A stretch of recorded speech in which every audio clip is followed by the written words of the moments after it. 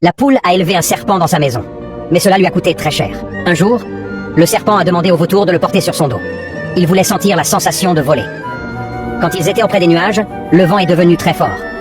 Le serpent est tombé du dos du vautour et il est tombé du ciel sur un rocher. Le choc sur le rocher était très fort. Son corps était très blessé. Le serpent pleurait de douleur. La poule a trouvé le serpent dans cet état très triste. Le serpent pleurait beaucoup. Quand la poule a vu cela, son cœur s'est rempli de compassion. Elle a dit avec une voix douce, « Viens dans ma maison, je vais soigner tes blessures.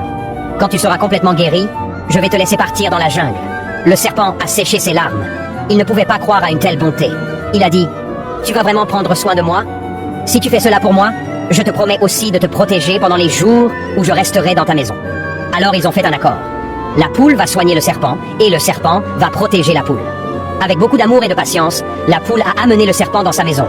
Elle a préparé de l'eau chaude. Elle a mis un tissu humide et chaud sur le corps blessé du serpent. Elle est aussi allée chercher des plantes médicinales autour de la maison. Chaque jour, avec beaucoup de patience, elle donnait le remède au serpent. Le jour, la poule prenait soin de lui. La nuit, elle dormait tranquille, pendant que le serpent gardait la maison. Tout semblait parfait. Tout était comme ils avaient promis. La poule ne pouvait même pas imaginer le danger d'avoir un serpent dans la maison. Le matin, ils buvaient le café ensemble. Ils parlaient tranquillement. Ils marchaient dans la forêt verte. Ils riaient, racontèrent des histoires et des blagues. Tout semblait en paix et en harmonie. Mais quand le serpent a finalement guéri, un jour, sans prévenir et sans raison, il a mordu le dos de la poule avec ses dents venimeuses. Puis il est parti en silence. La poule était très choquée et très triste. Elle se sentait trahie. Elle a cherché le serpent partout dans la maison. Derrière le canapé, rien. Derrière le frigo, rien. Sous le lit, rien. Le serpent avait disparu. La poule criait de colère. « Tu vas payer pour ce que tu as fait, ingrat !» La poule est partie chercher le serpent partout. Elle a rencontré un singe dans un arbre. Elle a demandé « As-tu vu un serpent marron avec des taches noires ?» Le singe a dit « Non ». La poule a continué. Elle a rencontré un jaguar dans un marais. « As-tu vu un serpent marron avec des taches noires ?» Le jaguar a répondu « Non ». Elle a continué encore. Elle a rencontré un sanglier. « As-tu vu un serpent marron avec des taches noires ?» Le sanglier a dit « Non ». La poule devenait de plus en plus en colère. Elle a continué à chercher.